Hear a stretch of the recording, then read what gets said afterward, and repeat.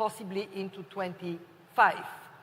That has consequences for ASEAN in terms of, obviously, cost of money, but also in terms of the strength of currencies, pushed down by this high interest rate of the Fed, of the European Central Bank. So what should ASEAN do? Well, first, let me give you the very good news about ASEAN. We started from that. ASEAN should continue to grow dynamically. It is a bright spot on a rather dim horizon. Global growth this year, 3%. ASEAN, 4.5%, you said 4.6%. This is going to continue into next year. Sustaining this growth momentum, very important. It is contributing to you, to the people of ASEAN. It is contributing to the world. ASEAN is delivering 10% of global growth. This is almost twice your share in the world economy. To sustain that sound, vibrant growth, ASEAN needs three things. Number one, macroeconomic and financial stability, so there is consumer and investor confidence. This has served you well before the pandemic. It needs to remain so. And that is where the difficult choices come. Ibu Sri Mulyani, the finance, your successor here, she needs to balance on one side helping the most vulnerable people in Indonesia, providing incentive to businesses, and on the other side, build buffers against future shocks. So how could she do it? Well, make sure that taxes are collected in full, eliminate tax avoidance, and concentrate public spending where it would make the biggest dent. And that is my second point. Invest in education and skills. Young people of Asia, of the ASEAN countries, they have to have the skills for tomorrow. Because we know artificial intelligence is already here. I'll tell you a funny story. My family gave me a present for my birthday, painting designed by ChatGPT. Interesting painting. So we are already looking into which are the skills that would be most effective. It looks like not the lowest end, not the highest end, but everything in the middle. Invest in the digital connectivity. There is no future without it. That has to be done. And of course, invest in the green economy. But my most important message to ASEAN is speak loud and clear of the need for international cooperation. No one is better suited than you because you embrace diversity. You have unity based on diversity. So I would finish by saying, for somebody like me, I sit in my office, the world economy is full of problems. I get on a plane, I come to Jakarta, and I am so uplifted by ASEAN. So my message to everybody here from the ASEAN countries, I love you all. Thank you. Thank you, Kristalina. Now let me come back to you, Ajay. Seems to me that when the Bretton Woods was established, it wasn't designed to face the multifaceted crisis, the health issue, the pandemic, etc. So I was wondering if you can share with us.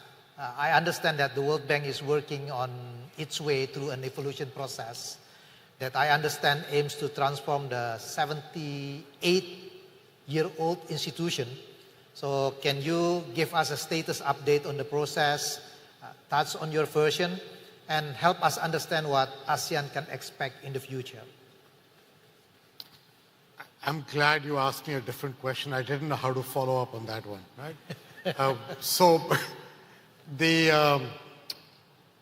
I've been at the bank 90 days. And before that, I spent a few months during the nomination to election process traveling around the world. And I picked up a couple of messages very clearly. And the first message was that the idea that you can somehow segregate poverty and the fight against poverty from climate change and the fight against climate change, or from pandemics. You know this well, you co-chair the pandemic fund, that you can separate that from poverty, or you can separate fragility and conflict from each of these, or food insecurity. I think these are all seriously intertwined crises. And therefore, the nature of the challenge ahead of society has multiplied in its complexity by the nature of the intertwining of these crises. That's the first kind of message that comes across very clearly. The second message that comes across is that the institutions that were built for purpose 75 years ago, that purpose has evolved and changed, and the institutions need to evolve and change with them. It's not that they don't do great work every day. I was in a mangrove sort of plantation yesterday in Indonesia, and if we do this right as a country and the institution of the bank, we can get to really transform the way mangroves are developed and organized here, such that not only do you create the better forest cover, but you also help the livelihood of people living in those plantations. Now, if you do that well, then Indonesia is contributing a global public good by virtue of what it's doing with mangrove plantations, which is absolutely where we should go. So there is all this going on. There's good work every day. Stunting effort in Indonesia, education in Vietnam. There are examples across the place. The point is, all that makes sense, but more has to happen, and differently from the way we were doing it till now.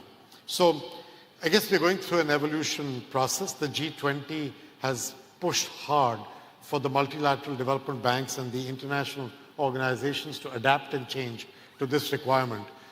I will give you 4 buckets of thoughts where we are. The first bucket is redefining the vision and mission of the bank. I think the progress made on poverty reduction over the last 30, 40 years was impressive around the world. Most of it came from generating jobs. During the pandemic, that job generation engine slowed down and reversed. And in fact, poverty alleviation reversed in many parts of the world. ASEAN is an exception, which has come out of it well, but many parts of the world are seeing an increase in poverty, not a reduction. So the reality is that we have to go past poverty, and we have to incorporate climate and pandemics and fragility and food insecurity into our lives. And so the mission, the vision of the bank will be to create a world free of poverty, but on a livable planet. And by livable planet, we include all these other dimensions. So we can expand the aperture of which the way the bank looks at a problem and go from only poverty to all of these and expand our appetite and our view and our knowledge and our capacity to deal with these. That's kind of the first big piece. It is, to me, a big piece because getting it right enables the bank's outstanding employees to focus on a much bigger picture. The second piece is how we work. And I think there are multiple parts, but the first part is to measure output, not input. And what do I mean by that? I think saying how many projects we finance or how many dollars we put in is interesting and important, but what is even more important is how many girls went to school because of the centers we built, or how many people got a better job which pays better because they were lucky enough to go to a skilling center that the bank had worked on with the local government, or how many greenhouse gas emissions we managed to avoid and then convert through a carbon market into the transfer of resources for that community as well as the government to benefit from, and so on. The output, not the input. Measuring that is very important. The second part that's very important is going to be how we work in partnership with others. My opinion, and the opinion of many of us, is that there is not enough money in the world of multilateral banks, of governments, or of philanthropy to solve the kind of issues we are discussing. If you believe in the estimates that people say that you need $1 trillion a year to be invested just in renewable energy,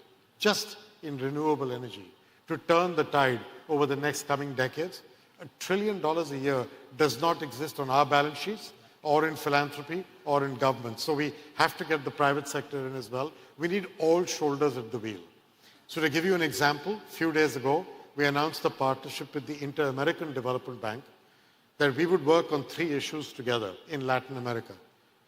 The Amazon and all aspects of the Amazon. Reforestation, but importantly, looking after the communities in the Amazon.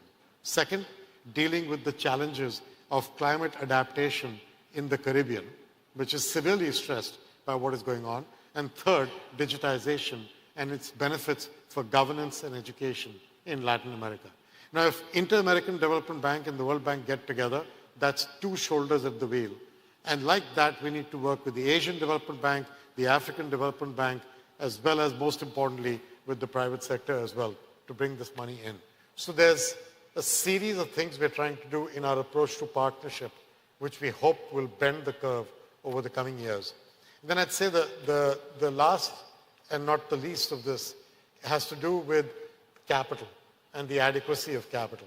The G20 laid out a common framework, which we are working on to help look at the capital adequacy systems in the bank, whether it's equity to loan ratios, or it's the kind of things we can do with hybrid capital and portfolio guarantees and the funding of concessional capital for countries to be able to put to resource on the right problems.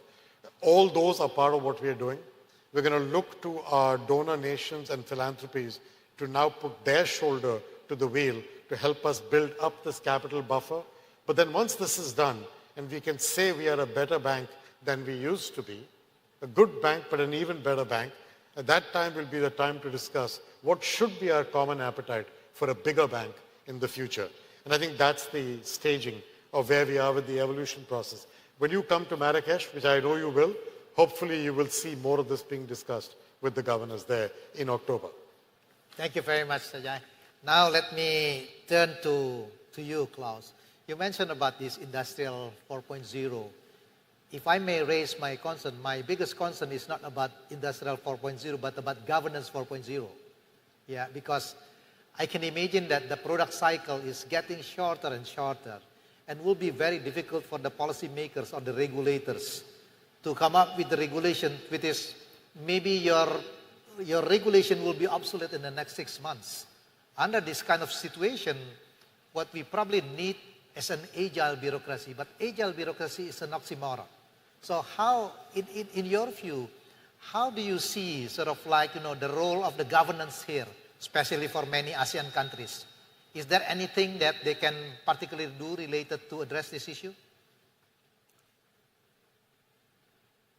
If we look at public-private cooperation, I think we have to find very flexible ways to coordinate the efforts. I mean, governments still provide direction, but business provides the innovative power.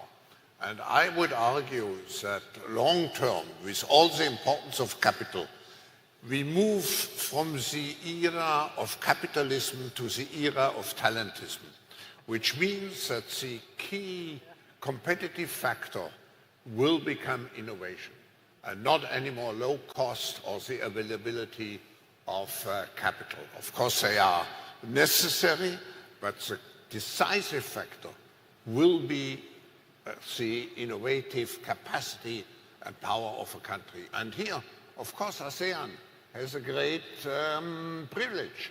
It has a useful entrepreneurial it has a young generation. And I have met here so many young entrepreneurs. I'm very impressed. But I would add one other thing. I think we move not only from capitalism to talentism in some way, but even more important, we move from shareholder capitalism to stakeholder capitalism. And I am very proud to see how the business community has embraced this concept, which is now very much contested in certain other parts of the world. Business is not only here to create prosperity. I think business has also a social role, which means to serve society and to take care of the environment. So we have to build this notion of stakeholder capitalism in into all of our activities as business leaders. And let me make a last comment here. The future, and I repeat what has been said several times, will be decided by the flexibility and adaptability of economies. And here, the more diverse an economy is organized, the less it is, the more it is, let's say, suitable to sustain shocks. Thank you very much, Pak Klaus. Now let me turn to you, Pak Watanabe.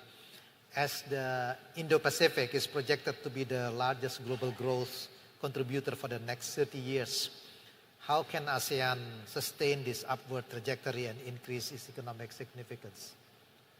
Thank you very much. Let me highlight two obvious challenges ahead: digital transformation and sustainability. On digital, the launching of ASEAN initiative of Digital Economy Framework Agreement is very timely to set a regional framework on governance of digital technologies, cyber security, and people's citizen relationship with emerging technologies. This is very timely and appropriate initiative. On sustainability, this region is continued to grow. It's quite different from other regions. So we need to sustain growth while addressing affordable energy transition toward net zero. That's a huge challenge. And the area is here to design a practical and affordable pathway to achieving the net zero by facilitating realistic energy transitions and innovative energy finance. And so my last point would be for ASEAN to sustain growth trajectory in the long term, the ultimate test is to achieve peace and stability in ASEAN and in the wider region of the Indo-Pacific.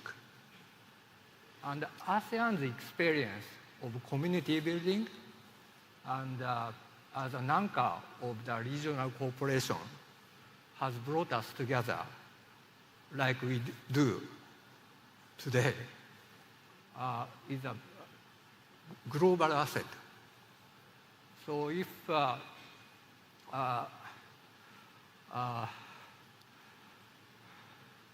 ASEAN's basic principle of mutual trust and mutual growth and mutual respect can be a key principle for cooperation in wider region of Indo-Pacific. That's a sort of a cornerstone for ASEAN and for this region to continue to grow. Thank you very much. Thank you very much. Well, I think unfortunately the time is up and we only have 45 minutes. I'm sure there are so many questions that I would like to pose to all these great panelists, but the time is up. I don't want to summarize our discussion, but let me highlight some of the couple important points. I think we are living in a very uncertain world now, but as we heard from the distinguished panelists, we see that there is some optimism that ASEAN can continue to become the bright spot of the global economy. Yeah, provided that we continue to maintain the so-called the good economic 101, maintaining the governance, and also adapting for the new technology and also improve the institution. With that note, then let me invite to all of you to give the big round of applause to our great panelists. And thank you very much.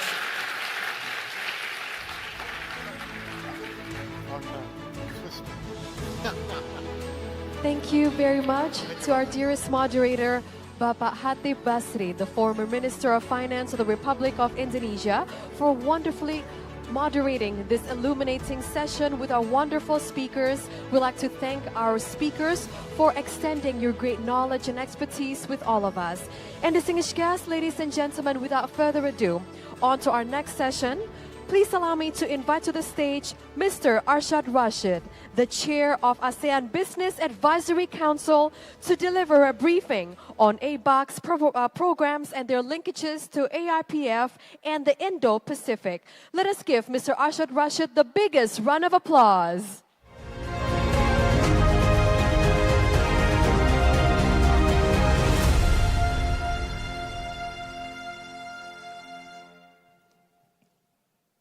Bismillahirrahmanirrahim. Assalamualaikum warahmatullahi wabarakatuh.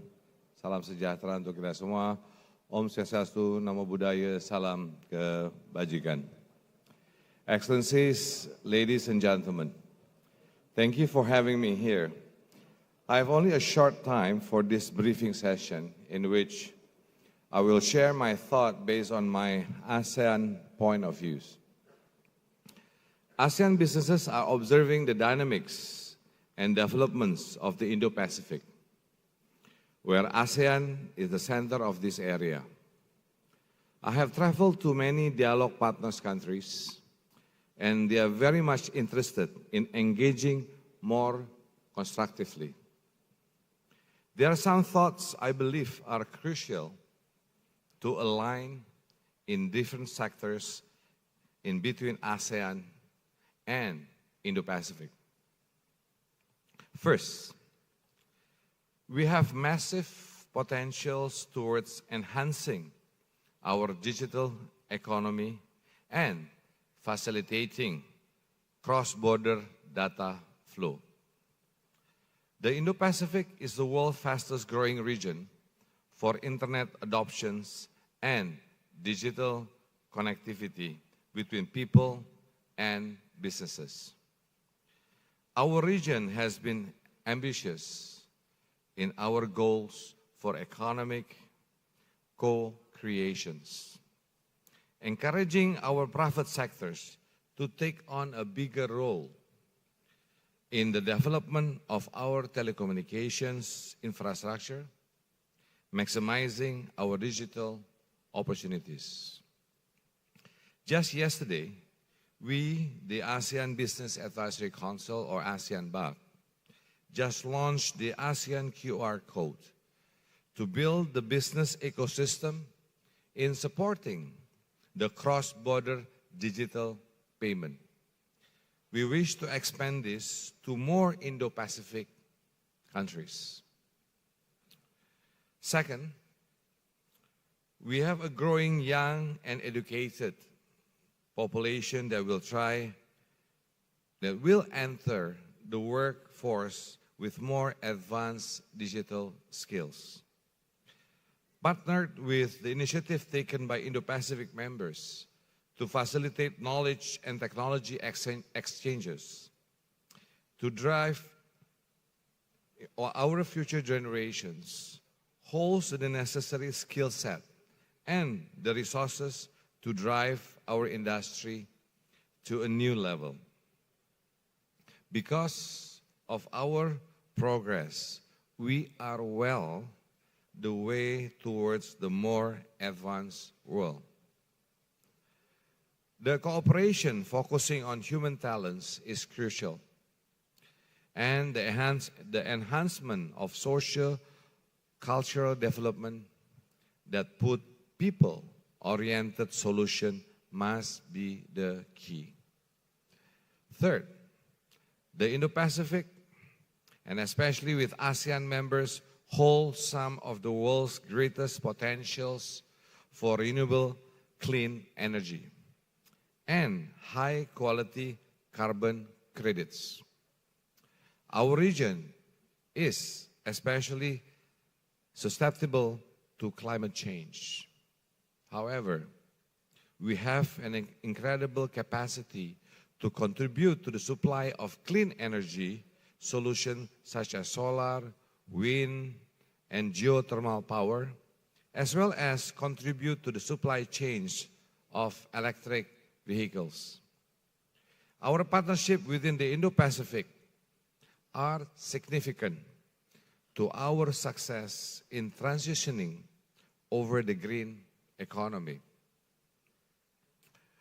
Yesterday, also during the ASEAN Business and Investment Summit Forum, we deeply committed in building the ASEAN Net Zero Hub and Carbon Center of Excellence to bring businesses together in promoting decarbonization and net zero economy. Fourth, our private sectors, especially micro, small, and medium enterprises, are rapidly developing and taking on a bigger role in the regional and global value chains.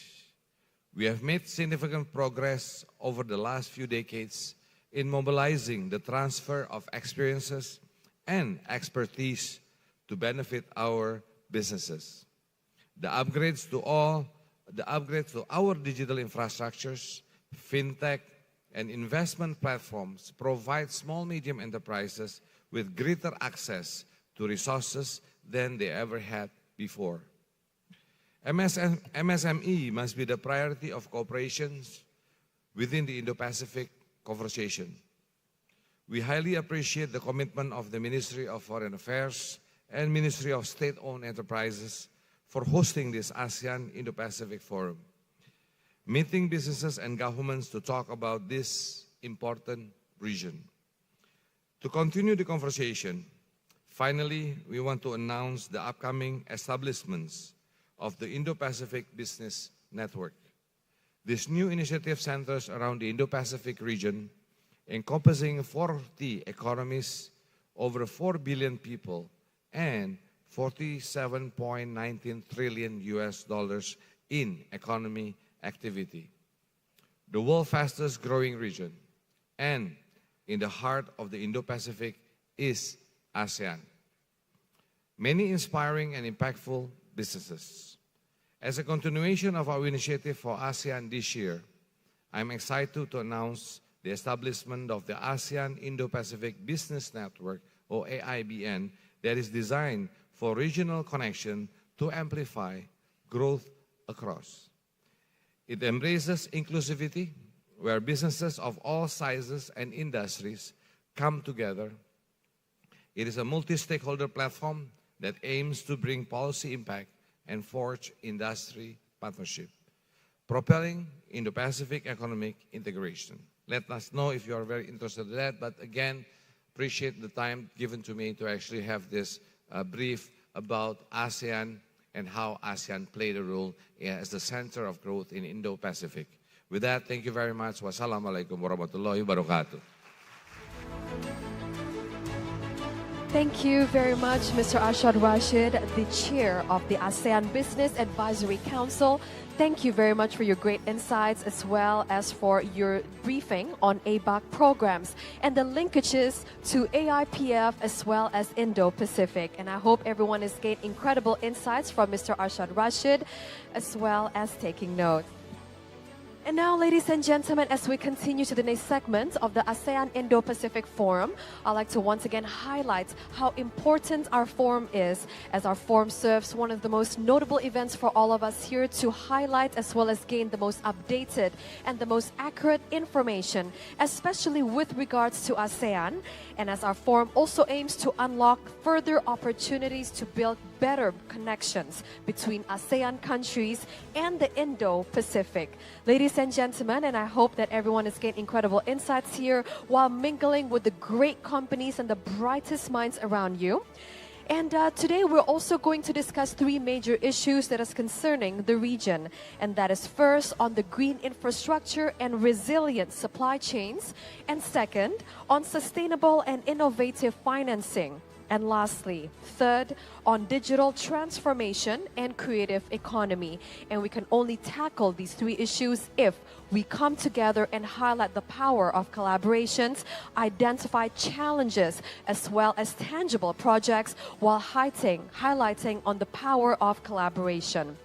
Ladies and gentlemen, alone we can only do so much, but together we can move mountains. Together we are an ocean. We are a force to be reckoned with. So ladies and gentlemen, as we continue to our next session, it will be on our next plenary session on a quick glance on 3 AIPF sub-themes. But before we continue to our next segment, allow us to once again extend our profound gratitude and sincere thanks to everyone for your participation and for your attendance here today.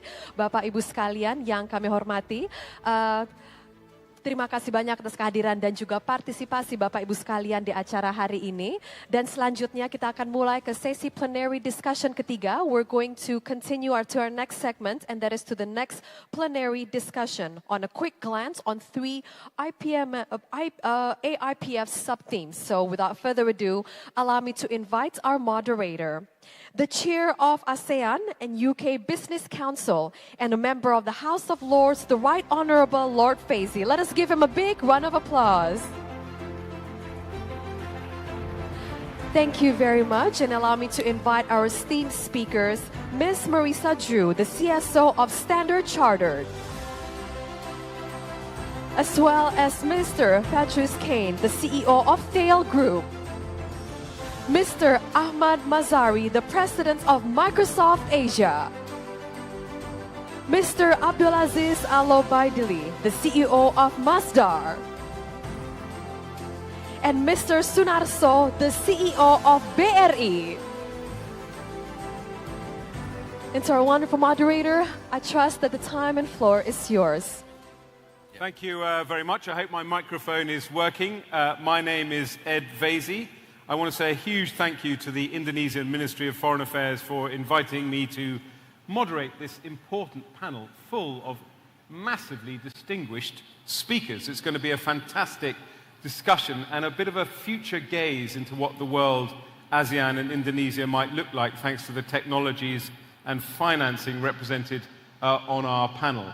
I'm lucky enough to be the chair of the UK ASEAN Business Council, which is the leading UK-based organisation that seeks to grow trade between Southeast Asia and the UK. And the UK, as you know, is the newest dialogue partner of ASEAN and also has recently joined the CPTPP. And it's been brilliant to be here at the ASEAN Business Investment Summit and now at the Indo-Pacific Forum. Let me just introduce the panel in more detail. Although you're sitting in a slightly different order to what it says on my paper. But let's start. Marisa Drew, the Chief Sustainability Officer of Standard Chartered. Standard Chartered has been in Southeast Asia for 150 years. Not you, Marisa, but you have been a banker for 35 years working in capital markets. Patrice Kane, the Chairman and CEO of Thales Group, which is a French company. So you'll see a little bit of British-French rivalry, but actually Patrice is keen to point out that the UK is the second biggest investment area for Thales and in many ways is an Anglo-French company. I'm delighted as well to see Ahmed Mazari, who's the president of Microsoft Asia. Microsoft doing some really amazing work in the digital and artificial intelligence space as well. And I'm pleased to say, just to keep bringing it back to Britain, that Ahmed has a house not very far from where I live in London. And then, of course, we've got Abdul Aziz Al-Abadi, the Chief Operating Officer of Masdar, which is a United Arab Emirates government-owned renewable energy company based in Abu Dhabi. I go out to Abu Dhabi and Dubai a lot, and I know a lot about what you are doing in terms of renewable energy, and we're going to talk about that as well. And last, but by no means least, Sunarso, Pak Sunarso, the Chief Executive of Bank Rakyat in Indonesia, one of Indonesia's leading banks, of course, founded more than 125 years ago. Thank you so much, all of you, for being on my panel. The aim of the panel is to discuss the 3 themes that we've been talking about: sustainable green infrastructure and resilient supply chains, digital transformation and the creative economy, and sustainable and innovative financing. But I hope the discussion will range very widely, and each of our panelists will talk and focus on the things that they are most passionate about. Let me start with Patrice as the Chief Executive of Thales. I'd love to hear a bit about the work that you are doing here in Indonesia, the work that Thales is doing in ASEAN. We spent quite a lot of time before the panel talking about flying taxis. And really that is a metaphor for the future gazing that Thales is involved in, the future technology that you are implementing. Thank you. That's a good introduction for this first friendly question. So indeed, we have been present for many years in this country. It probably started with our defense activity a while ago. And what we intend to do is really to not only to bring, I would say, best-in-class defense capabilities, but as well to bring technologies, know-how. We want to participate to the growth of this country by creating high added value jobs here, and defense it's a perfect area to do so, as these countries, as many countries, as sovereignty needs, and they want to more and more to do things in Indonesia, not only to buy things from outside. The second aspect in which we have been involved for years now is space. Space is a fascinating field for young engineers or for young people in general. And typically, clearly, Indonesia is made of thousands of islands. And this creates a huge, I would say, a digital divide issue. So the only way to connect all these islands all together and to bring resilience to sea cables, clearly it's satellites. And we have delivered several telecommunication satellites in the recent past. And the last one, which has been launched this summer, is going to connect tens of thousands of schools and hospitals all across the islands so that they'll be able to be connected to the internet world. Now, as you mentioned, we have other, I would say, ambitions for this country, and in particular, regarding the creation of the new capital, where, yes, we can bring some unique technologies, and one of them is how do we manage the traffic of flying taxis, of, let's say, unmanned flying objects. We are a world leader in air traffic management, but UTM, unmanned traffic management, is even, I would say, more complex, because you have potentially many more flying objects than, I would say, commercial aircraft. And here again, we have, I say, some unique solution to enable these new technologies, these new services, to come into life, and that's what we ambition for this new capital. But that is, I mean, the new capital is a very, very big subject in Indonesia. It's a very, very exciting project. So what you're saying is there is, to coin a phrase, this incredible kind of blue sky thinking about what a modern 21st century city might look like if you have the opportunity, as it were, to build it from the bottom up. Yeah. Probably we have already started to discuss, again, unique solutions as we start from scratch. One of them is what we call a digital wallet. So how you digitalize your identity. It's already, I would say, in play in some countries. Not everywhere, by the way, also for data privacy reasons. But clearly, this could be the case here in Indonesia, so being a bit in advance compared to other countries. So potentially, you will be able to store in a smartphone your digital identity, the equivalent of your passport, of your ID card. Then you can get access very easily to civil service, to your bank accounts, to your diplomas if you want to get to university. So you could get rid of many paper documents and just use your smartphone to get identified, of course, in a very secure way.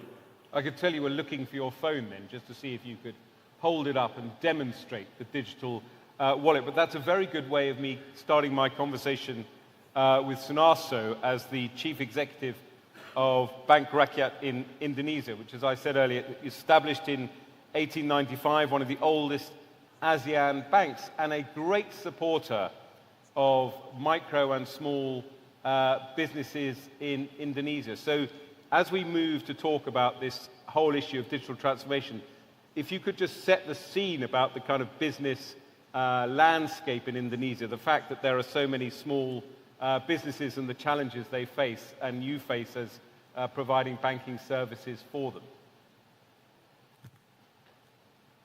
Thank you very much, Edward. This is really interesting because we are just talking about the space and now down to microfinance. Exactly. Based on our experience among the three key subthemes, it is clear that the most relevant concern of Bank Rakyat Indonesia, especially in the context of our focus in serving micro and SMEs in Indonesia, especially in the context of our focus in serving micro and SME in Indonesia, revolve around digital transformation and innovative financing. Why? Because we all know that micro and SME is the backbone of Indonesian economy. This segment has over 64.2 million business entities, represent 99.9%, almost 100% of the total business entities in Indonesia.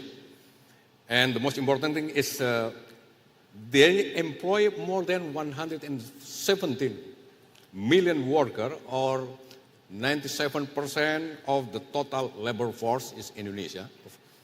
And micro and SME contribute to around 62% of the national economy or GDP. And for your info, that's Indonesian GDP as June 2023 grew 5.17% year on year, which is very, very impressive amid the uncertainty situation that we face today.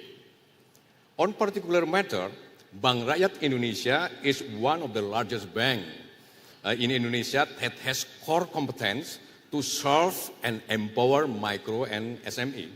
We have been serving micro and SME for more than 120 years through our widespread network that consists of more than 15,000 outlets and 590,000 e-channels such as ATM and also EDC and also cash recycle machine. And also we have more than 100,000 employees who focus on serving this segment.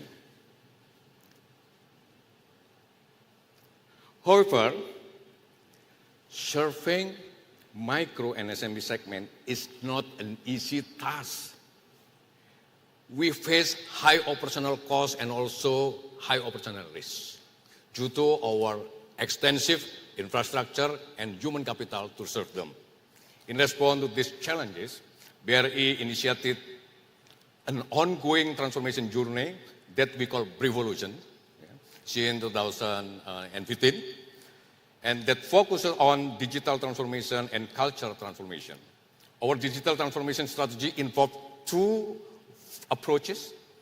First, digitizing our internal business process to streamline process and boost overall efficiency. And the second, creating new business model to create new value, where we explore opportunities to create new revenue stream and value for our stakeholder, primarily our customer.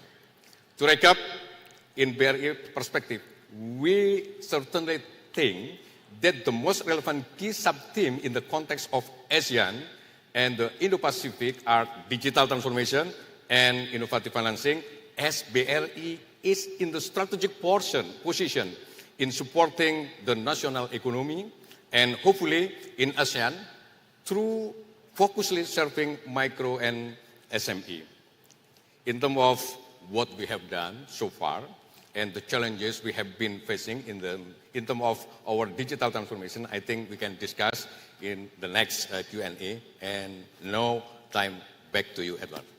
Thank you very much, Sunarso. So what are the challenges you faced in terms of digital transformation? Because there has been an explosion of digital financial services in ASEAN, partly spurred by the pandemic, but also a huge opportunity to provide more services for more people. We talk about digital inclusion, and also reduce the costs of providing services to your customers.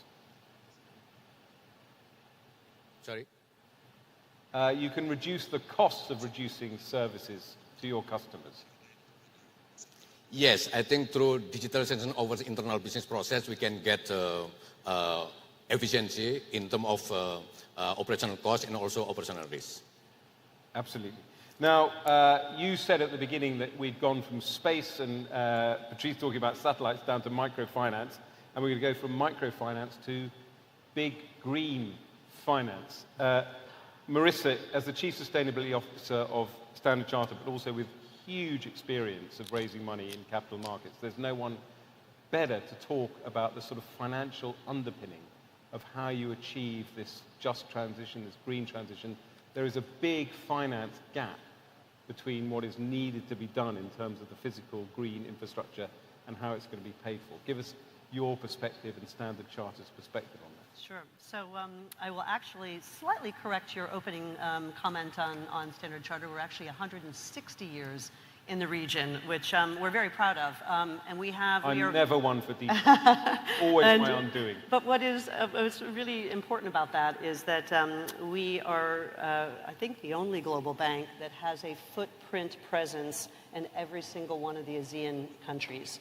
And how that matters and how that can be important to the mobilization of capital is that we, by virtue of this long history in the region, we deeply understand the cultures of our countries, and we can help but not only allow the market to appreciate the individual cultures, but also the shared ambition like net zero.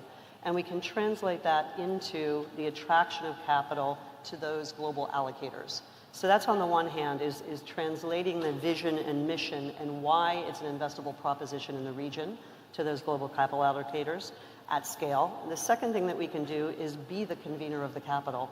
So a perfect expression of that in this region are the Just Energy Transition Partnerships, where this was born out of COP26, where host governments from the West picked several high-growth developing market countries and partnered up to provide both capital and shared best practice and expertise and lessons learned to help decarbonize at a very holistic and systemic level these countries. And two of the JETP countries so happen to be ASEAN countries, and that's Indonesia and Vietnam.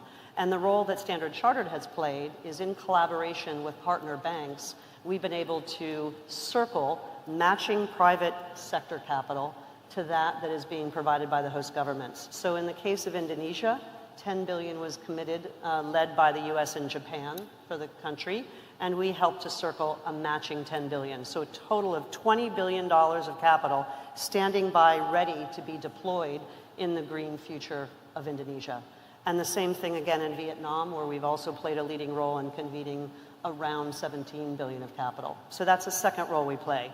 A third role that we can play as a bank, and we do play, is to help actually structure the transactions. That's what we do best. We identify the projects, we figure out how to create the structure that will appeal to the market, but we can also identify gaps and crowd in other participants who can be additive to the equation, like concessionary capital that might take certain risks off the table to allow big capital to flow from the private sector.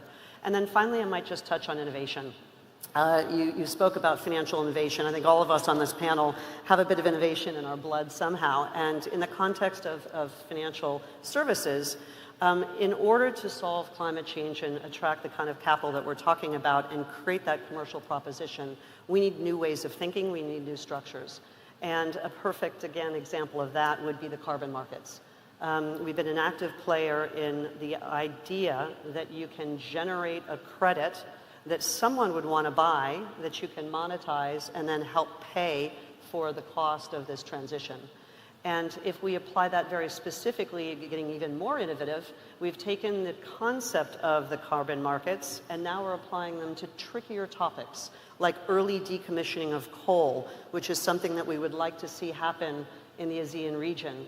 So what we're helping to structure now is the ability, as you decommission a high carbon emitting sector early, you can create a credit that then you can use to offset perhaps a carbon tax, or you could monetize. And we have been a shareholder and an architect of the CIS alongside other partners, in Singapore, which is the carbon exchange, to create transparency, to create a liquid trading market for those credits to be bought and sold.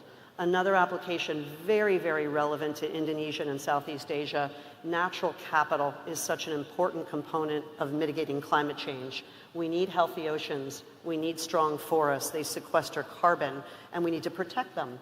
Well, we can use financial engineering and financial innovation to think about ways in a private sector, for-profit way to invest in conservation and the natural environment.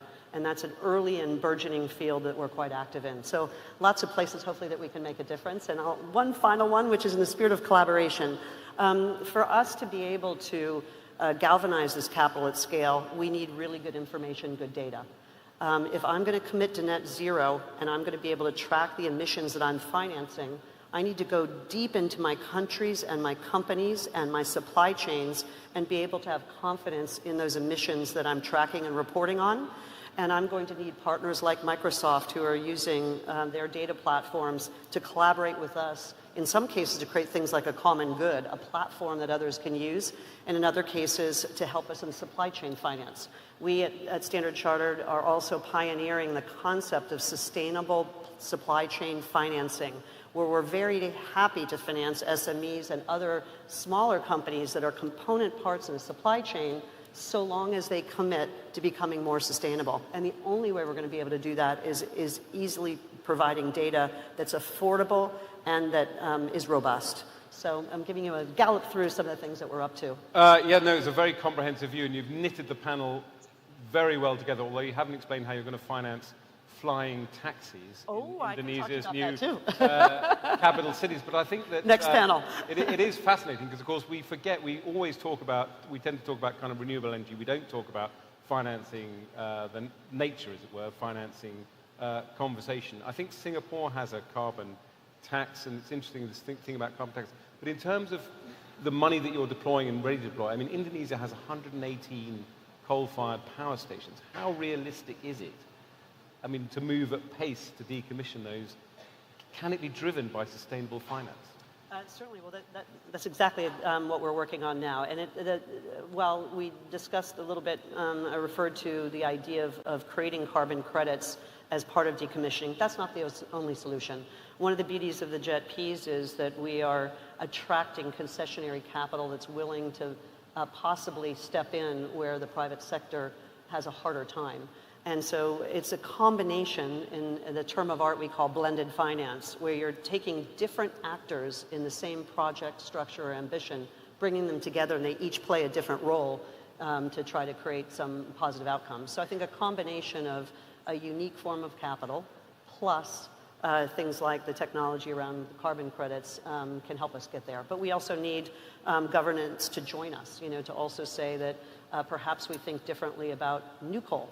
Yeah, you need political leadership. Absolutely. I mean, Marissa is desperate to take control of this panel and therefore bring in Ahmed from Microsoft. But I am the convener, so I'm not going to go to Ahmed yet because I want to talk to Abdulaziz from Mazda, who was also listening very keenly to what Marissa had to say for fairly obvious reasons, because you run a company that is a global leader in renewable energy and sustainable development. And I said earlier that having visited Dubai and Abu Dhabi, a bit like Thales, people think about Thales as a defense company. It's much more than that. People think of Dubai and Abu Dhabi as oil and gas. You are actually pioneers in terms of deploying renewable energy, and you're pioneers in ASEAN and in Indonesia in deploying new technologies for renewable energy. So thank you, first of all, for having me here and making this very important and interesting introduction about the UAE. And certainly the UAE is at the forefront of energy transition through their very ambitious energy strategy, which aim, of course, to achieve carbon neutrality by 2050 and cut carbon emissions by 40% by 2030. But companies like us, Masdar, which started in the UAE in 2006, and now become a global player advocating and investing in renewable energy and energy transition solutions, is, I think, a testimony of the UAE's belief and the UAE will to support other nations in decarbonizing their economies and decarbonizing their energy sectors. In Masdar today, we are active in more than 40 countries. We have committed and invested more than 30 billion USD dollars in renewable energy projects across the globe. Our current energy capacity worldwide is in the range of 20 gigawatts. Yet we are targeting to make this 5 times bigger by 2030. So increasing our capacity from 20 gigawatt to 200 gigawatt in less than 7 years. And that's why you see our teams in different countries are very active and very keen in deploying more projects. Just to give context to the people, when we speak about increasing our capacity to 100 gigawatt by 2030, it means every week we have to develop 200 megawatts. This is bigger than the project we are developing here in Indonesia. And we are very proud to be the developer along our partners here in Indonesia of one of its kind projects here in Indonesia. It is a floating solar projects in the Cirata Dam. This is the largest solar floating projects here in the region. But why it is important? Because it solves for an issue of scarce land. You know, we are in Indonesia here where it's not easy to find land to build solar power plants, which take huge areas, of course. But deploying such a solution where you can build a solar power plant on floating on a dam means will unlock a lot of opportunities for Indonesia, but also for the countries here in ASEAN, and helping them in deploying, again, more renewable energy, in transitioning towards more cleaner energy sectors. And we as Masdar are committed to support all the ASEAN countries in taking the next steps. And we are happy to take risks, as highlighted here, and take it to the next step. And so what is interesting about this is, first of all, do you find it easy to finance an innovative project like that? I mean, this is, in some respects, I don't want to put off any investors, but by definition, it's a risky project because it's a pioneering project. Is it easy to raise the money for it? I mean, having partners like Standard Chartered, of course. Marissa just writes the check. Well, it is not easy, and it will require dialogue between all parties. It is a partnership. It's a private-public partnership, right? Will require from the government entities to change their policies, to provide what we call it a bankable environment or a bankable structure for us as developers to come and risk our equity, for us as developers to invite banks to put and leverage and it was a compelling project for you, Marissa. Yeah, we did it. They do. We work a lot with them, of course. They help us in structuring the projects. They help us in deploying, of course, the fund for the project. So it is not easy, certainly. But once you get the first projects across the line, I think it becomes much easier. Okay. Because all the stakeholders get to learn how we can structure a project that tick all the boxes, make everyone have the confidence that this is the right investment, and this is, of course, the right investment for a good cause, but the right investment from a legislation perspective, from economical perspective, and so on. Okay, I want to come back to some of these themes, but I want to talk now to Ahmed Mazari, the president of Microsoft Asia. Obviously, Microsoft doesn't really need an introduction. Everybody knows what Microsoft does. Tell us about the work you're doing in ASEAN, in Indonesia, in terms of digital transformation, which is the other part of this equation, the move to net zero, but also the move to a digital economy. Microsoft must be front and center of that. Yeah, no, thank you. Thank you very much for the great introduction. Look, I'm trying to perhaps connect dots, and that may be useful for us to do. You accurately pointed out to 180 coal-fired plants here. But equally, there's 120 million hectares of agricultural land here, which has the possibility to generate 28 billion tons of carbon credit. It's back to your point. Now, that would be humanly impossible to map. And so we're actually working with a startup here called Jejak, using AI. And they've just started the journey. So they've absorbed about 14.5 million tons of carbon already. They've planted, I think, that I don't get accused of sharing the wrong data. Marissa will tell you off. About 10 million trees are in the queue as well. So what we're trying to drive is essentially enable enterprises, micro enterprises, to the point that was made earlier, in helping them have access to better data, have access to more agile data, and be able to do stuff that was, like I said, humanly impossible. How do you map 120 million hectares of agricultural land in the country? The other project that we're doing is in the space of water. And why am I talking about water? You know, why are you talking about water? We're talking about water because as a company, we consume a lot of fresh water. Yes. This morning there was an article in the FT about the fact that semiconductors manufacturers are struggling because of the hottest time in our planet. And the reservoirs in Taiwan are down to levels of 11%. What we're trying to do, so we've got two pledges here. First is, as a company, we have pledged to be water neutral, i.e. we will replenish as much clean water as we consume by 2030. Secondly, we're working with companies in ASEAN and Indonesia to essentially track fresh water and to enable their access to a wider population. So I tried to move away from technology and kind of give you examples of GPUs and CPUs, but rather focus on what we think is making progress in society. Well, I think what is so interesting about what you said, having said Microsoft needs no introduction, of course, you don't think, I certainly as a consumer don't think of Microsoft as a data company, and you do actually knit the panel together, because as Marissa was saying, it's difficult for her to finance projects unless she has reliable data.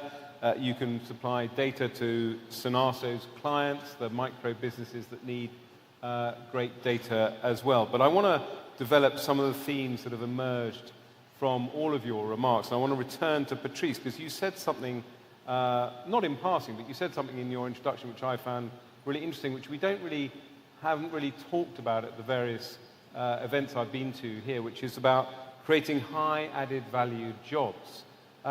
We talk, to a certain extent, some of these themes are quite abstract, you know, the digital economy, sustainable investment. But what we also mean are new jobs for millions of people in ASEAN, but they're high-skilled jobs. What do you think the challenge is to train people and give people the opportunity to work in these new industries? Well, it really depends on countries we speak. Let's take two extreme examples to illustrate or to try to answer your question. On one hand, you have, I would say, countries like the US, Europe, where we are clearly lacking engineers. And this is becoming a critical resource, if I may say, if we are not able in these countries to produce, quote unquote, more engineers. We will still need, I would say, low added value jobs, if I may say, quote unquote, but clearly the high added value ones, technicians, engineers, researchers, we face a huge, I would say, lack of these kind of resources as of today. At the other extreme, let's take India. India produces, again, quote unquote, between 1 million to 1.5 million engineers per year. It's potentially the largest reservoir in terms of engineers, which is, I would say, able to serve Indian needs or Indian companies, but as well many other tech companies in the world. That's why, by the way, either we rely on India in terms of engineering centers, or we, quote unquote, import, sorry to say so, talents from India to other countries. Now we need to rebalance things. So we need in each and every country to make sure that we produce enough, or we have enough, I would say, engineers, technicians, because we do have many, many added value jobs to fulfill. So for me, it's not a question of offer.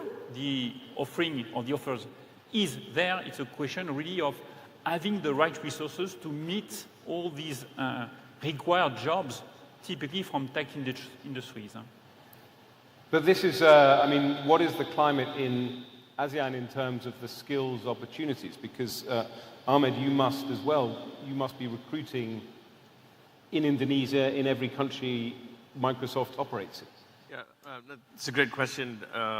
We have approximately 35,000 employees across Asia, and our two big centers for software and research development between India and China. But we're equally investing in the skills of the people in the countries we operate in. So it might be a number that might jump out as a big one, but we have educated 21 million Indonesians in the last 3 years through the pandemic. We took a pledge globally of investing in skills because we believe the biggest impediment for progress and societal inclusion that we've spoken about will be skills and infrastructure. And in the skilling program, what we're trying to also connect is skill with jobs. So just in the month of July, we upskilled 950,000 people across the world in AI, of which 20,000 people have had jobs to the point that Patrice just made. The current challenge I think we're seeing as an industry, as somebody who is looking for employees, is the education system hasn't yet evolved to a point of skilling for contemporary needs.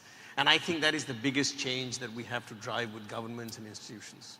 I think it's a really interesting question because it's now a question, I think, in the 21st century of whether the education system can ever keep up with business. And it's long been my view that we need to accept there has to be a business and education partnership because there's no way a traditional school, in my view, can really, the technology that Microsoft uses changes every year, every 2 years, and so on. So it's an extremely difficult circle to square. But I just want to ask as well, Abdulaziz, and also Marissa, the other theme I think that's come out of your remarks is the sort of accumulated experience and knowledge. So I described your floating solar platform as potentially a risky project, but in a sense, this is a real win-win because you're providing advanced renewable technology in Indonesia, and when it works, as I'm sure it will, you will be able to, as it were, export that model around the world. And similarly, Marissa, every deal that Standard Chartered is doing is adding to the experience of financing these sustainable projects. So let's start with you, Abdulaziz, on that point. First of all, let me assure you that it will work. Yes. In fact, I was on the site yesterday. It's a 3 hours drive from here, and we are just now starting our commissioning and testing to inaugurate the plant and start the commercial operation hopefully next month. So it will work. And certainly there are a lot of learning from such a project and from all the innovative projects which we have deployed across the globe. We invested in the first floating wind farm in the UK, for example. We invested in the first concentrated solar power projects in the UAE in a very dusty sort of region. We now deploying electrical storage batteries in Uzbekistan to support the grid and minimize the investment the government should do in the infrastructure related to the transmission lines and so on. And all of this is, of course, accumulated learning that, one, support those nations to unlock further opportunities, and also support us as a developer, right, to export such solution to other nations where they're facing a similar challenge. It also supports us into going to the next step. So now what is next after the a floating, for example, solution for Indonesia? We started discussing cross-country projects where we generate in one country and we export the electricity and have the offtake happening in other country. And we believe that such solutions will solve, it will be a win-win for different nations, but will solve a lot of challenges that today are obstacles towards energy transition at specific countries. So knowledge is wealth, and a lot of companies struggle to quantify this, right? But it is really what keeping us going forward. Knowledge is what also makes people and our clients confident to work with us and give us further opportunities to deliver new projects. And Marissa, you're as it were, you're accumulating knowledge as well in terms of how one finances these projects. And to slightly broaden the point, it's important as well to have a strong regulatory environment here in ASEAN as well to make these investments sustainable. Touching on a couple of the last comments that were made, first of all, anytime we are financing a new industry or building an asset class, one always starts small, and the first deal is always very hard. You know, you don't know what you're doing because you've never done it before, and you're working your way through it, and you'll hit hurdles, and you knock them down, and you reach the next one, and you reach the next one. But when you get it over the line, then that is enormously valuable information that you replicate. And you not only replicate it, but you do it bigger next time. And to your skills point, the Chirata project is going to create 800 jobs, 800 new energy jobs. Linking that back to your question about skills, yeah. On skills, the inverse of that is the number of people that are employed in the coal industry. So as we seek to decommission coal, we are going to need to retrain those people in those jobs of the future. So we are very mindful as we're providing finance, and we talk about the notion of a just transition. The just bit is ensuring that we are creating these sustainable jobs for the future. So that's always at the back of our mind, thinking, how do we take humans and redeploy them just as we're redeploying capital from brown to green? We're doing the same thing on the job side. Final point I would make is to your question on government participation. The Chirata project is an example. We need to work in close partnership with the government. In some cases, we need to change laws because they don't provide for the type of structure that we need or the type of equity participation.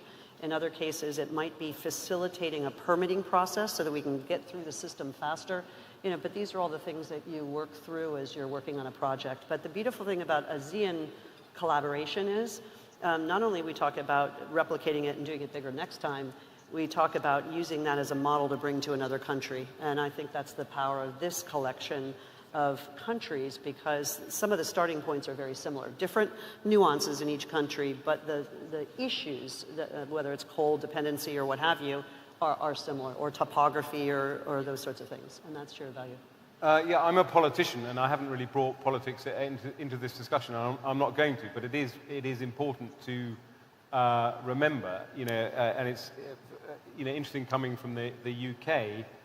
We have our own issues. You know, the other FT article in the Financial Times today is about the water stress suffered by in the UK. So those of you who visit the UK regularly and see it raining all the time, actually, we have to invest in our infrastructure.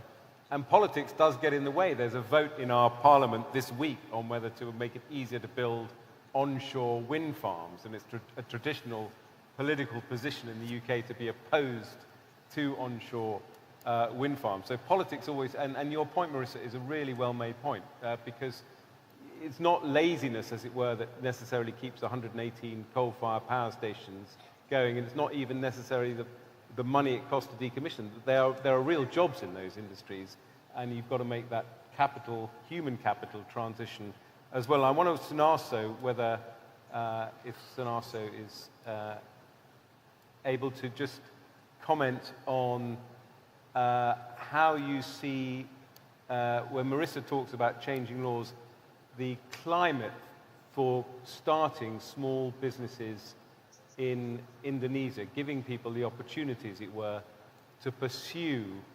their projects in a digital, in the digital environment you're creating? I think this question is really relevant to what we have done to ensure wider financial access for underserved population, I think. Yes. You mean underserved population? Yes. It is very, very huge potential. Exactly. Yeah. They used to have limited access to financial services, especially from formal financial institutions. In 2019, ultra-micro segment comprise approximately 65 million micro-business units, of which around 14 million ultra-micro business have not had access to funding at all. Exactly. Either from formal or informal sources.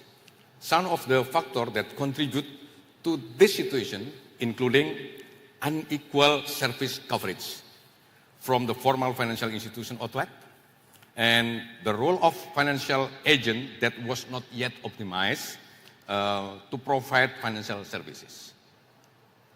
Based on our internal research, ultra-micro customers usually familiar with digital platform, using their gadget, but they have limited knowledge of financial product platform, on financial product beyond saving account due to the low financial literacy. So I think the most important thing is how to increasing the level of literation of financial literation. They prefer banking via agent rather than digital banking model and need a financial institution that is locally embedded can gain their trust. That's important. To respond to these challenges, we come up with hybrid bank strategy. So I think we come up with not through suddenly digital, fully digital, because I think everything we can do, I think should be in line with the microfinance journey. So we come up with hybrid bank strategy where combine the strength of our physical presence and digital capabilities. Our branch banking initiative, which involved more than 666,000 brilliant agents, we have brilliant agents, has generated transaction value of around 1,300 trillion rupiahs annually. And from this transaction, a fee-based income of 1.4 trillion rupiahs annually was generated. And the agent itself received 2 to 3 times the fee-based income as sharing fees. We also have been extending our reach to the underserved population through the formation of ultra-micro holding together with Pegadaian and BNM. Pegadaian is the largest pawn lender in Indonesia. I think the biggest pawn lender in the world, because nothing in the country, nothing pawn lender owned by state, I think, except in Indonesia. While PNM is one of the leaders of the group-based lending, since the formation of ultra-micro holding, we have disbursed loan to more than 36.1 million micro and ultra-micro business, including 14.7 million underprivileged women who also receive empowerment program. We aim to have an impact on equitable access to finance, especially within the ultra-micro segment, contributing to the national financial inclusion target of 90% by 2024. Yeah.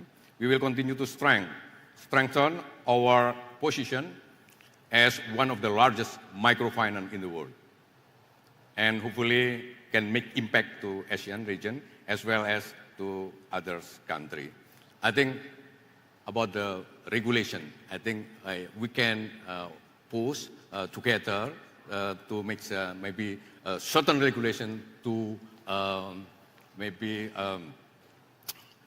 support the financial literation, and also to support to strengthen the micro and SME business to support economic growth itself.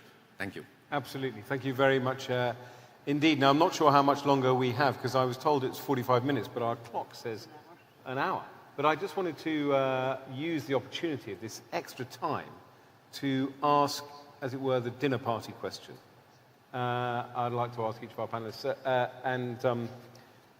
It's obviously about artificial intelligence, which we don't need to worry about, because Ahmed indicated that he's trained thousands of people in how to use artificial intelligence through Microsoft tools. But I want to start actually with Patrice, because he was talking to me about it in the green room before we came on. And running a company like Thales and cybersecurity and so on and digital identity, I'd love you to give a reflection, which is not necessarily specific to ASEAN or indeed Indonesia, on how artificial intelligence is going to change your business, as it were, in both ends, both in the products you offer and also the threats you're perceiving. Well, indeed, AI has taken more and more importance in what we do in terms of products and services. Now, if I'm a bit provocative, yes, that's what we like. It's not anymore a revolution. It's already there. It poses, I would say, some key technical challenges when you embed AI in safety-critical systems, definitely. It may raise as well ethical questions, for sure. But technology-wise, not very impressed. Not very impressed. And it's already, again, embarked or embedded in many of our products and solutions. For me, looking ahead, looking a bit further away, the next revolution will come from quantum technologies, what is called the second quantum revolution. The first one occurred 50 years ago. This is the use of lasers or atomic clock, for instance. Now the second quantum revolution is really coming. And if I explain it in simple terms, is how you use, I would say, the properties of the matter at individual particles, like photons, atoms, and so on and so forth, typically to measure things in a much more accurate way. Quantum sensors. I'm not talking about quantum computers. We are not involved in this domain. We may use quantum computers when it will be really available for industries. But quantum sensors, for me, is really much more fascinating, as it is probably short-term, and it will allow us to increase the accuracy of sensors by a factor of, let's say, 100 or 1,000. Well, hold it right there. So I've got to stop going to dinner parties and talking about artificial intelligence. And now when I want to show off, I'm going to talk about quantum sensors. And the first thing anyone at the dinner party is going to say is, well, what is the benefit of accurately measuring something 100,000th more accurately? Give an example. Cancer. Oh. Cancer. You use... So healthcare. Yes, you use, I would say, the most advanced generation of MRI. It measures what it measures. Sorry for the sentence. It measures what it measures. Let's imagine that tomorrow you may measure something with 100 more accuracy. So you will detect things that the most advanced MRI cannot detect as of today. Brilliant. So you will be able to detect diseases that you just don't know, or diseases far more in advance compared to what you can detect as of today. Brilliant. Okay, this is not the Patrice show, though, so we're going to get Ahmed a look in, because you were nodding along. Quantum sensors, is that what we should be talking about now, or...? The topics in the program here about financial sustainability, digital opportunity. I've gone off topic, and what I've gone for is one interesting idea from each of you. So he's set the bar very high with quantum sensors. Yeah. I want to be more pragmatic here. I think about technology evolution as still a very linear progression. While it might sound as if we've gone through quantum. Quantum is still, a generation out. I wish we could predict it. But I think fundamentally we believe that AI could enable many aspects of life where we have deep capacity challenges in the world. Yes. Think about the notion of healthcare. Absolutely. 275,000 mothers die at childbirth, right? And 2.7 million kids die before the age of 5 weeks. They're not even 5 weeks old. A lot of it is just the fact that our healthcare systems are deficient. They do not have the capacity. and therefore the ability to provide the right progress during the progress of pregnancy, to offer the right medical support. We believe AI will create immense capacity in the healthcare system. I'm not even going to cancer yet. I'm just still talking fundamentally. 5 million children, adults die of malaria. We're still trying to crack the code on how to find the right vaccine. AI could accelerate that.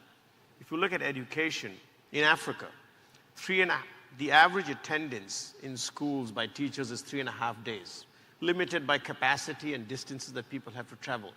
Our thought is that we could get into a world where every student could have a bot which is on their phone or their tablet or their laptop. So I think the advantage is, we're still at the initial journey of exploring the possibilities. For it, skilling is important, we spoke about, but equally infrastructure is very critical. So in Indonesia, where we are now, we're bringing in a data center shortly. We announced it in 2021. It has the potential to create 60,000 jobs. Back to the skills point, yeah. Back to the skills point. So I think as we look at the journey and the opportunity, we are at this stage doing small proofs of concept. We are exploring opportunities in healthcare, education, creativity, business process, in banking. And we see the possibility of creating more financial inclusion and productivity in the economy. Just in Indonesia, we believe that it could unlock up to 250 billion over the next several years. 250 billion of additional productivity? Of additional productivity through AI. Wow, fantastic. Abdulaziz, you've already set the bar quite high with a floating solar farm. Are there any other particular kind of technology that you think is going to be transformative coming along? I mean, speaking about artificial intelligence in specific, I think it will support us in the operations of such a plant, right? It will allow us to have plants that are more reliable, more resilient. By analyzing data, you could, for example, predict failures ahead of time and then avoid those failures to happen. And that's not specific for the renewable energy, but for all the I would say energy technologies. AI certainly will... You can also monitor energy usage. And so exactly, you could even understand, forecast your, for example, sun radiation, wind, correlate this with the demand behavior of the consumers and come up with when really I should maximize or when I should sell my electricity, at what tariff should I bid my electricity in a power market, and so on. So data is power, and having the right algorithm that will allow you to utilize it in the right way certainly will make the feasibility of renewable energy even further, even better, I would say. Yeah. Marissa, as the person who makes all of this tick by supporting all of these panelists with your financing skills, what's your take either on artificial intelligence or the innovative tech on the way? Well, maybe they're interlinked, because an area that we just today, much like trying to solve cancer, that we really don't fundamentally understand in a robust enough way is interlinkages in the natural environment. So the biodiversity equation, fragile ecosystems, interdependencies. If you have one intervention over here, what does it do for the environment over there? I remember a world wherein the great solution to wean ourselves off fossil fuels was to go to ethanol. And we all jumped into ethanol as our fuel source. Planted corn, which is a monocrop, which supplanted other crops, was disastrous for biodiversity. And we learned from that, because we didn't really understand what the downstream effects were going to be. I think with some of this predictive AI, sensor technology will be much better able to understand, if you do something over here, what the effects are going to be over there. And we don't have a lot of time, because the loss of our natural capital is heading in an alarming pace. And if we can actually understand what are the interventions that in that 80-20 rule are going to make a difference, that would be a pretty exciting place. I do want to sound the note of caution, maybe that's, given that I work for a regulated entity, around the concerns that I have about AI and where it's headed is a little bit on privacy. As a regulated entity, we have a fiduciary obligation to protect the capital of those who deposit money with us, those whose identities are tied to the capital that we are lending against. And I certainly worry about these advances that can mimic humans and trick all of our systems and create fake humans and fake bank accounts and all these kinds of things. So that's the one place where, if there's something on my worry list, I think that's where I spend my time on the negative side. But I don't want to end on a negative note, because I do think, on balance, I believe firmly in the power of human technology to solve big problems, and I'm sure we'll solve that one too, with the great minds on this panel. Well, of course, we've got the London AI Summit at the beginning of November, where no doubt the Indonesian government will also be represented, where we talk about the guardrails for AI. And Sunarso, you know as well that AI and your work on digital inclusion, financial inclusion, is underpinning everything that supports the Indonesian economy going forward. And you've been very eloquent on the contribution that small businesses make to the Indonesian economy, and the huge difference you're making in providing financing for them. But it's been a fantastic panel. Thank you so much for covering a wide and slightly eclectic range of subjects, but which I think do all knit together in this focus on the green energy transition and the use of technology, digital and data to drive the dynamic economy of Indonesia, the dynamic region of ASEAN forward. Thank you as well to our wonderful audience for listening to this brilliant panel. Thank you all very much.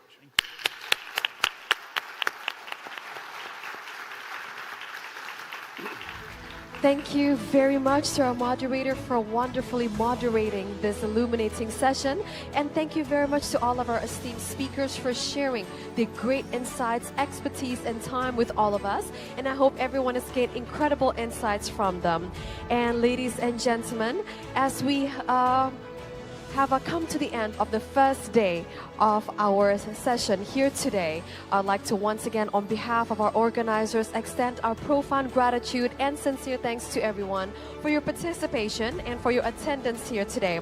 And as the week is still short, ladies and gentlemen, we will have the second day for us tomorrow, and we will be discussing an array of topics starting at 9 a.m. tomorrow morning on green infrastructure and resilient supply chain and sustainable and innovative financing and inclusive digital transformation and creative economy. We're going to be talking about an array of topics and present to you the great insights of world leaders and business leaders like today.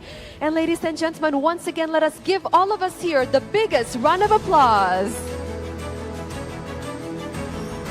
Thank you so much, everyone, and we'll see you tomorrow bright and early at 9 a.m. Terima kasih. Wassalamualaikum warahmatullahi wabarakatuh. Thank you.